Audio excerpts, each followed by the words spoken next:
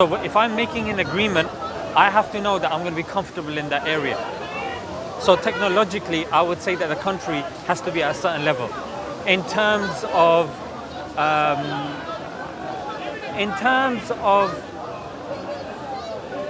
my kids being able to speak the language, So do you see? it's you're not just basing it off implementing the Sharia law, you're basing it off quality of life, right? Yeah. And so like quality of life and Sharia law are two different things, right? Not necessarily.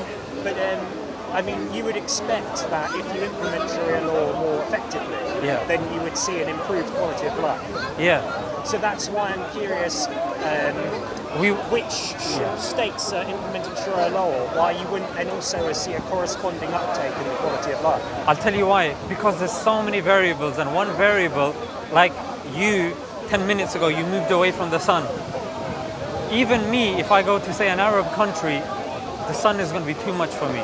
It's going to affect productivity. If you ask me, okay, if I'm to pin you down, put a gun to your head, go to the most Sharia country that you feel, I'll probably move to Medina. Okay, that's the holiest city, right? That's the holiest city. Quality of life, in terms of applicability of Islam, in terms of a lot of things. But again, So this is really interesting. So in Medina, bringing it back to the issue of the face covering, it's not compulsory to wear full face veil, right? So like you could is it, I don't know, is it the case that if you're a female Muslim, you can walk around the Kaaba using hijab without full face veil, right? the notion of an obligatory face veil all of the time is actually, it's not something which is necessary all of the time. You've made a very good point. If you actually look at the women that are doing tawaf, most of the women will not be covering the face. Yeah. In fact, it is a valid opinion within the religion, but it's done in terms of gradations.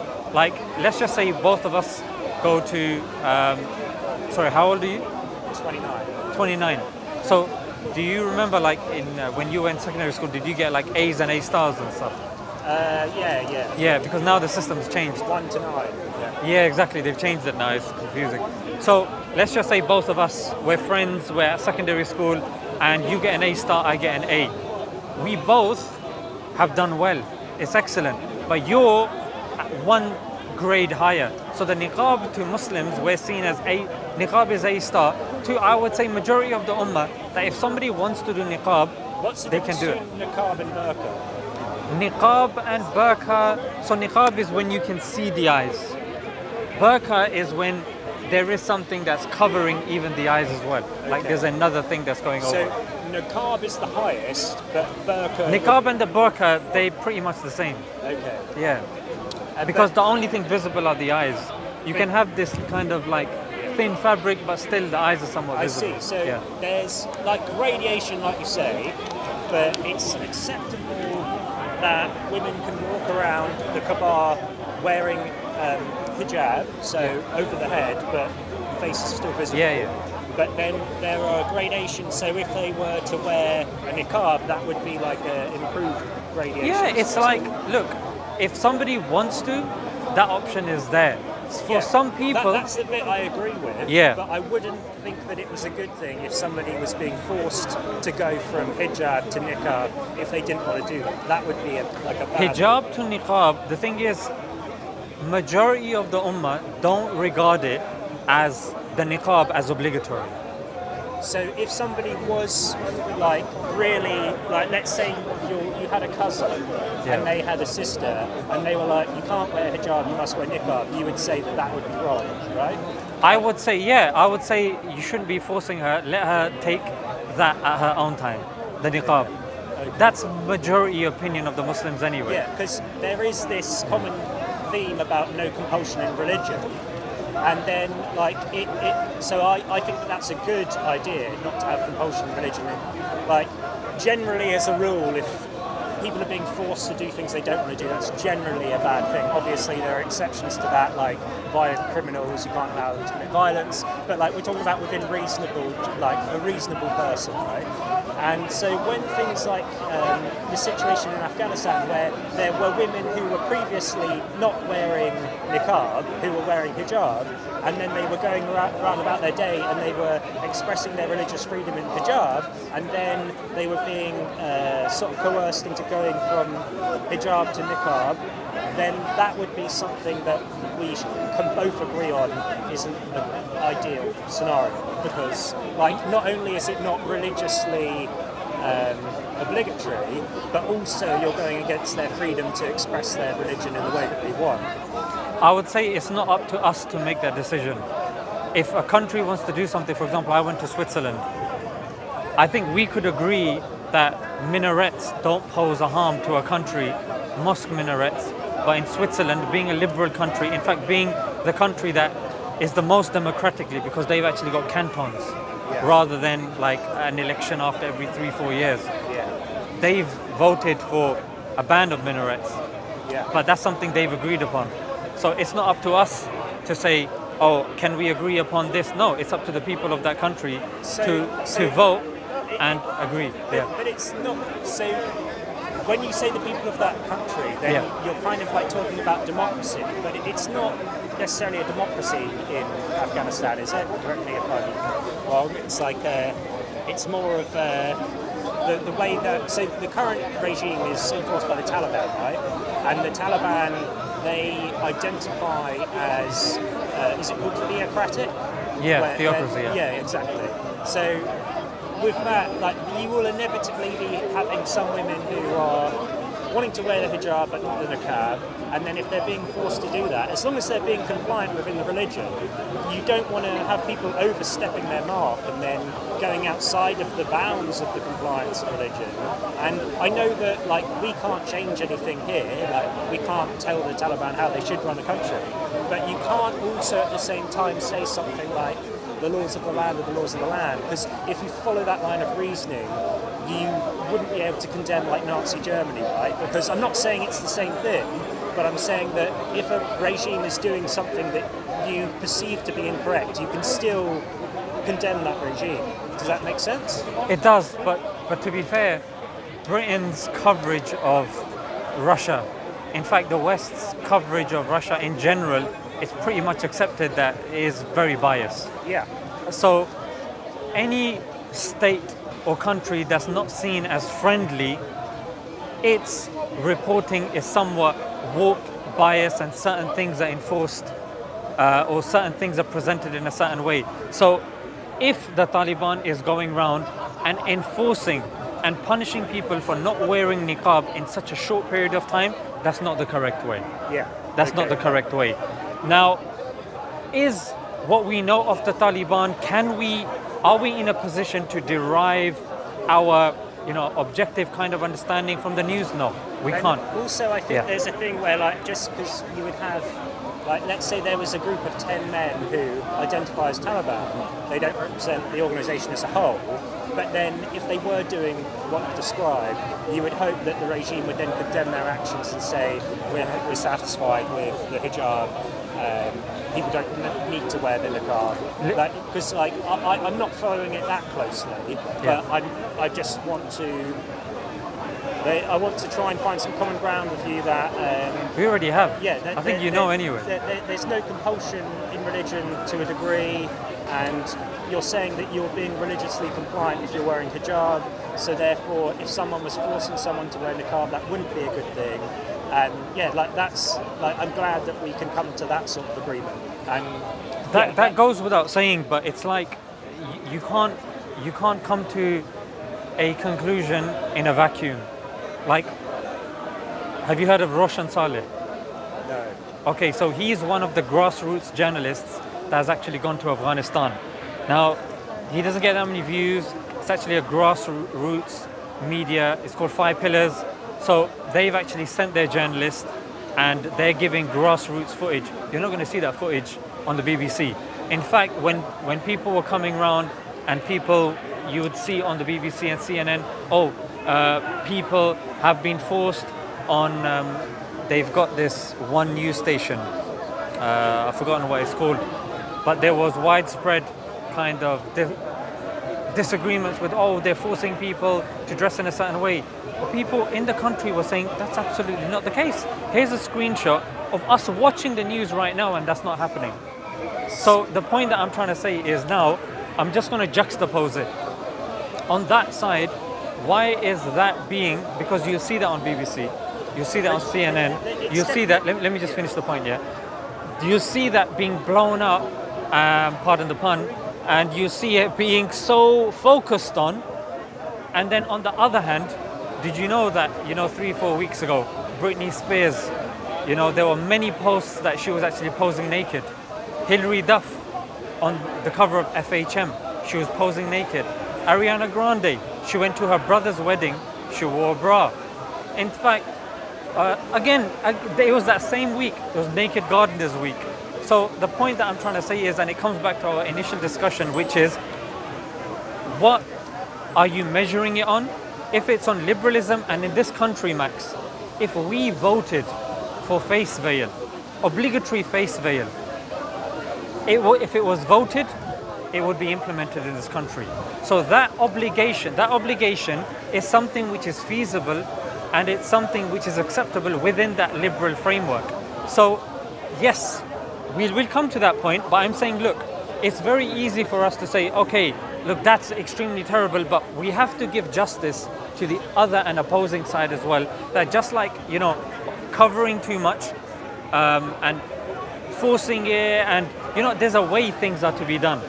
And the Taliban aren't known for, they are not the flag bearers of doing things in the best way possible. That's why, Max, you're not going to see the majority of the Ummah. So the Ummah is the Muslims as a collective. You're not going to see the Muslims as a collective giving their thumbs up to them and adopting what they're doing. Okay, so you see? Yeah, you made quite a lot of points, so it's hard for me to remember them all. But initially you were talking about celebrities, and they're very different from regimes. So those are just very eccentric individuals that have like crazy dress styles and whatever. And like, I think they can do whatever they want to do. But I think that we can make assessments about regimes and how they're behaving as a group.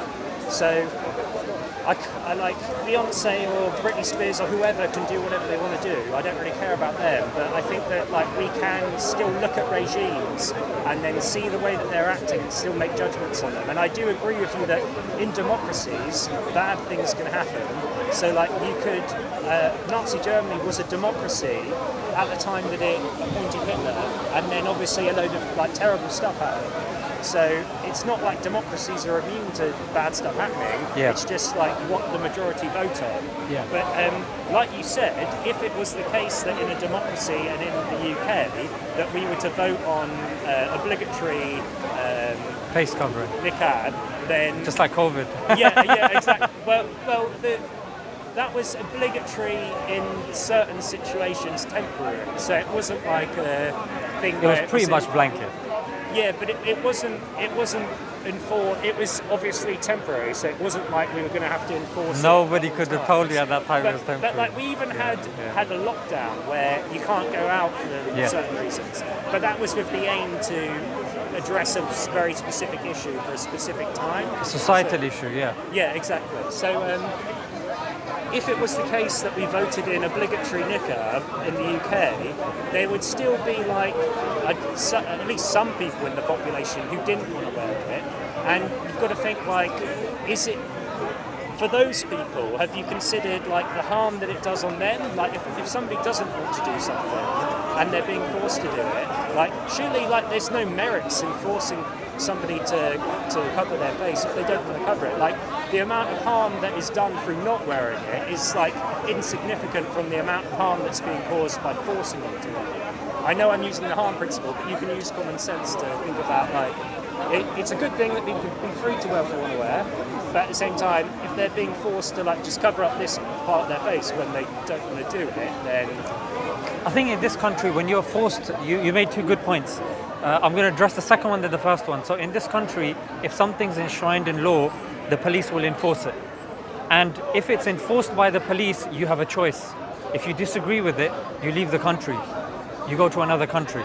So it's the same, I would say, in Afghanistan. If they're applying a specific law and someone's unhappy with the law, go to another country. Yeah, I think a lot of people did. Like they fled Afghanistan because they were like quote unquote like more liberal, so they were probably Yeah, like. so that's the thing. You have that option. Just like in this country, you have a certain option. If you're unhappy with the option, you go and you move to another country. It's the same over there. Somebody doesn't agree, you go to another country. But just so I don't forget. Yeah. The initial point I was making about the celebrities, my point was to do with media, the media reporting of both issues of covering up and not covering up. Yeah. It wasn't to do with the two groups. So it was to do with how, when people are taking clothes off, how that is depicted in the media. And then I gave two sets of people. I guess it depends what kind of media, because you can have conservative media that says that they look absolutely mental, and then you can have others who are like, yes, go Queen, like. Yeah, I see what you mean. Yeah, it's true. But in general, the trend is in like it's not done at the extent to covering up is done. Covering up is because I think the point that I'm trying to get to is there's certain kind of political enforcements. Like with COVID, I would argue it's the same thing. Why were the masks enforced? Oh, because it's for the good of society. Well, Islamically, we also believe that people covering up is for the good of society. Oh no, but there damage can be done to society. We'd argue that damage can be done to society here through promiscuousness and through sexual harassment. In fact, if you look at the YouGov poll, 4 in 5 women in this country have been sexually harassed.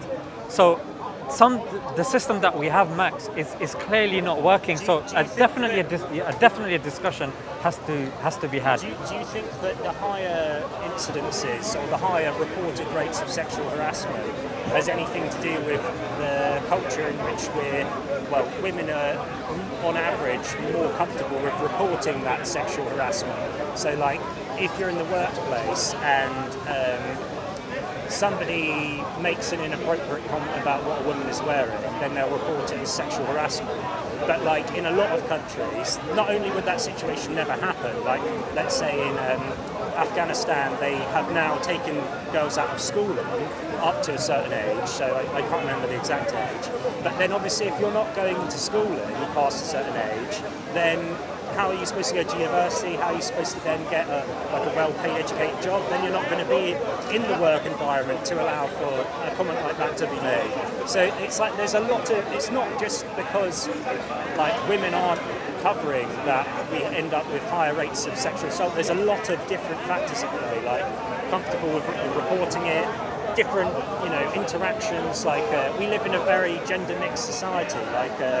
In a lot of other societies, it's not so mixed. So it's not like, and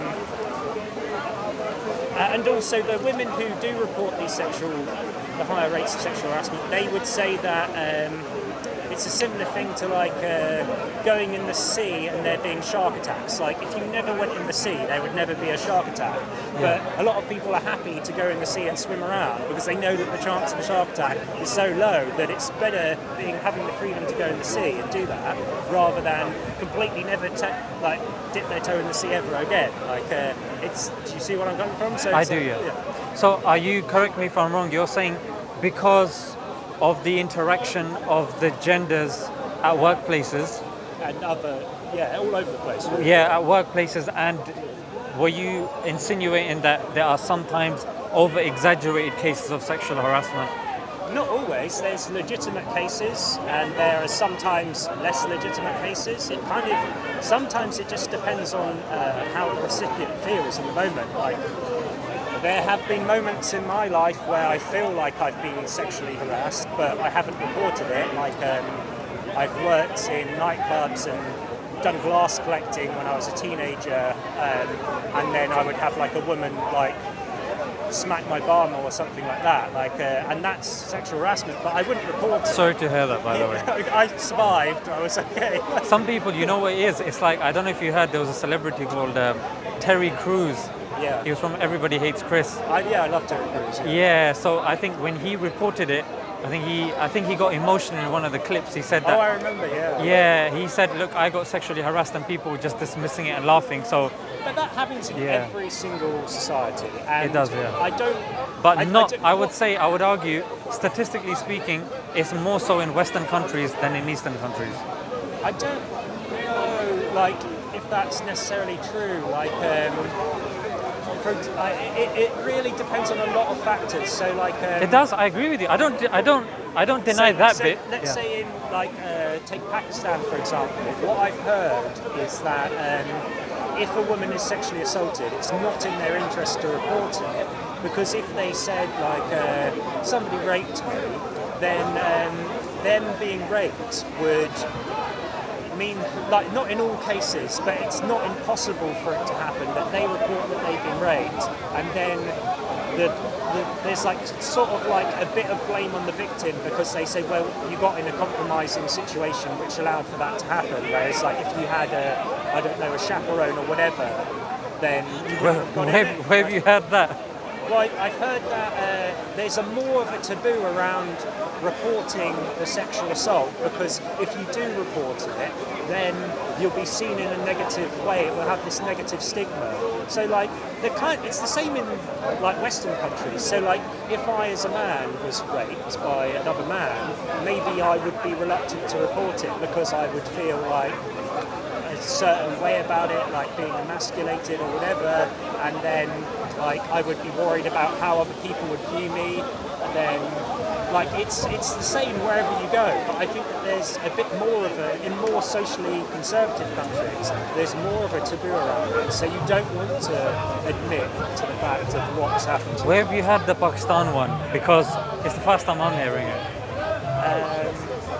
I can't remember where I read it, like some article, like Guardian, I don't know, like The Guardian. That's very surprising, because normally I'm pretty aware of these articles, and I haven't come across, because firstly, when it comes to Pakistan, I would actually argue that they're more emboldened to report these things because people will actually take it in their own hands and they will actually go and sort that person out. I would actually argue that there's actually more punishment in that regard.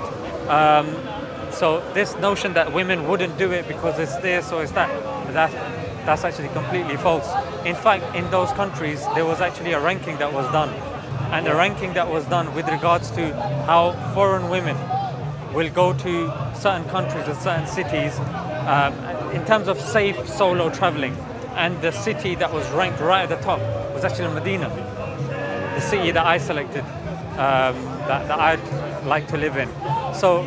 I guess like it's a very heavily... Because the point, Max, is that the punishments are severe. It's not that people aren't, because a Western woman that's going to Medina, they're not going to fall into that cultural bias. Say, I'm not going to report it, because no, you're going with your own, understanding of culture and society. And if something happens to you, you're going to report it. Of course you are. In fact, there's more. I guess there's no way to objectively verify this. That's why I'm saying, Max, that when it comes to statistics and stuff like that, yes, it's not the best, but we have to agree that statistics do play a significant part. And if YouGov is saying 4 in 5 people have been sexually harassed, you might say, look, okay, there's a few things here and there. I could even give you a statistic, or the case of Keira Knightley. Keira Knightley from Pirates of the Caribbean. Yeah. She was speaking. I think it was reported by The Guardian, and she said, I haven't come across a single actress that hasn't been sexually harassed. So the point that I'm trying to say is that this, as opposed to, say, countries, and the factors that I'm trying to say is exactly what you pointed out, is free mixing, is dressing in a certain way, is clothing, is certain punishments, and severity of punishments, and this is where, of course, a comparison is then made, and then we can say, okay, could this be the reason? Okay, so do you remember when we were talking about quality of life? Yeah. And you do have children. If you have daughters, if, let's say, for example, you were living in Afghanistan and you had all these hopes and aspirations for your daughter to become a doctor or to become a lawyer or whatever, and then they're at school and then they get taken out of school, and then their hopes and dreams of pursuing that career are crushed. Knowing that, and let's say you had the opportunity to flee before the Taliban fully took over, would you then also leave, because then you're enabling your daughter to pursue her dreams and have like an increased quality of life because they're able to then pursue academia and then get a fulfilling career as a doctor or whatever else. Like, would you see that as something that, like, a decision that you're basing it on the quality of life and seeing that, you know, it's not to your preference that females are taken out of education, like. Now I understand what you're saying. I just didn't want to interrupt you.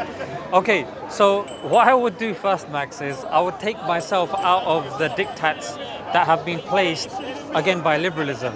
Because my question would be, who says that academia is the standard of success, and why is that being used as the dream, and being a housewife is not being seen as the dream? You can do both though, can't you? Exactly, you can do both, but you can do one over the other, and that one over the other could be being a wife, raising children, raising the next generation. It depends who you speak to. Isn't it better to be able to choose either or rather than have that choice taken away from you? It's. I would argue. I would say it's the same. That's applicable in this country, and it's the same applicable in Afghanistan as well, and in other countries. Here, the way we are psychologically bombarded with this notion that, oh, dream, the American dream. The American dream is never shown as a woman at home looking after kids and a man going out earning. There's a certain kind of a bias that's always put forward. Yes, certain people are very good at covering up that bias, but the point rests to this point that why is it that there is such a concerted effort at putting down somebody that does want to raise their kids, that does want to stay at home, that does want to do that. And if somebody, because the thing, and this is where I know you initially said, I don't know if it was Cameron or not, you said, yes, France is not the standard by which liberalism should be judged. I would argue the same with Afghanistan as well. But it's the same notion in Afghanistan that Macron, I think it was a tweet yesterday with the whole abortion thing. He said, "Oh, I really feel for the women." Yeah. But then Muslims are going, hang on a minute. Hang on a minute right there. What do you mean you feel for the women? What about the women that want to cover up their hair? Yeah. So I see where you're going. So what I want, I think that we've agreed to agree that in order to be good faith, I as a liberal have to call out liberals when they're acting in a way that is hypocritical, because you can't be a liberal and then say, ban the burqa, because that conflicts with the right of religious freedom and women to choose what they want to wear. But then you also, if you're being in good faith, have to call out Muslims, especially if they're going against what is religiously compliant. If somebody's wearing hijab and then they're being forced to wear niqab, then you also have a job to then call out inappropriate behaviours in your community. Like, not necessarily call them out, but just like condemn them. So like, if somebody's, it's not, you don't have to be like, they're doing this wrong all the time or whatever. But if you were to ask me, like, do you think it's wrong that the burqa's banned in France? I'd say yes. Thank you. And then do you, if I ask you, do you think it would be wrong for women who wear the hijab to be forced to wear the niqab? Then you just say yes, and like we can just agree. I did. I said I think we did, isn't it? Yeah. But then we just expounded upon that, and then we went into why are our perceived notions of this thing being magnified by the media? Where is this coming from? Is this coming from a political liberal sort of view? And then why is the other thing being seen as insignificant, and where's that stemming from? So I think the media will always just try and appeal to their readership, so they'll play on the emotions of liberals and be like, oh, it's such a bad thing that women are being forced to wear particular clothing if they don't want to wear it. And so they'll just appeal to the readership. Obviously we live in a liberal society, so the media will reflect that. People. The good thing is that you can choose what media you want to consume, right? So, like, I sometimes consume some of your media. I like to hear everybody. So awesome. But that's actually brilliant. I think that's why the discussion was so fruitful. But just before we go, I think what would be awesome is, because you initially said you're an agnostic. I'd love to know why you're an agnostic, and see why. So I don't think there's any real substantial good evidence to believe in God. I'm familiar with the cosmological arguments, the teleological arguments. I have a master's in philosophy, which doesn't necessarily mean I'm right, but it means Oh, where I'm did you do very... your masters? When did I do it? No, where? Oh, Uni of Manchester. Nice. Yeah, so I'm very familiar with all the arguments, and ultimately you can't disprove the existence of a creator, so it doesn't make sense to take the affirmative position of the atheist and say, I know that there is no God, but at the same time I don't think that there is any real evidence that there is a creator, and I think that if there is a creator, then I would only think it's like the was it deism? So Yeah, like the Einsteinian God, where it's like an unpersonal God, where... So you do believe that there is an existence? There's a necessary being. Do you accept the necessary being? I don't think that anything is necessary. I don't think anything is necessary. I just think that the universe is the way that it is, and I think that the distinction that religious people make between necessary and contingent things is just it's a mind-dependent phenomena. So it's things that we create in our mind, like the rules of chess. Like people can say the rules of chess exist, but they don't really. Like they just exist in our minds. Necessary and contingent things don't exist outside of our minds. We're just attributing labels to things that we recognise as having the pattern of necessary or having the pattern of contingent. And I just think the universe is just a brute fact. So that's interesting. Do you believe that we can have an infinite regress of contingent things? I think that this infinite regress of contingent things argument, it's based on a misunderstanding of time. So like in time you have like the common sense theory of time, which is the A theory of time, which is past, present, future. But the much more physically substantiated interpretation of time is the B theory. And the B theory is basically that like time is one thing, so it's not like the present moment exists. The present moment exists as an illusion, but time actually exists as space-time in the fourth dimension. So you just have points that are earlier or later in time. Like let's say that this is time, and all of it's equally real and happening all like simultaneously, just at different moments in time. And so the beginning of the universe happens here, and that's still there. It's just existing at an earlier moment in time. And then some people think that we have this growing block theory of the universe, or some people think that the universe is already like infinitely pursued into time. Because there's never going to be an end of time, right? We'll always have like 5 hours later, a year later, a million years later. There will be no end in time. So because there's an infinite amount of time to get to there, like there's no way we could actually reach there. So my theory is the B theory. It's what is supported by Einstein's theory of general relativity, that you just have time existing in the fourth dimension of space-time, and we don't really understand it. But like, if you have that conception of time, which I do, then it doesn't make sense to think of things in an infinite regress, because that's always there and always has been, and then all the other moments in time will always be there as well. So it's not like any moment in time is dependent on the previous thing, it's just always there, and it always was. But what we perceive as the present moment is just, it's illusory. It's like we perceive it as the present moment, but we can only experience one slice at any moment in time. I know it's a bit of like a wacky concept, but no, I can see the philosophy in you coming out a lot, because I've done a year in philosophy as well, and what philosophy I think is very good at is making us content with just. I think philosophy in general, if I was to summarize it, is there's no definite answer to anything, pretty much. I mean, it depends on like mathematical truths, 2 + 2 Yeah, and even a philosopher, what's he going to say about mathematical truths? Well, they're going to talk about 2, what base, 2 of what base, do you see? So if you ask somebody, is 1 + 1 2, they'll say, but what is the 1, what's the base of that 1? And so they come up with a way to worm their way out of it.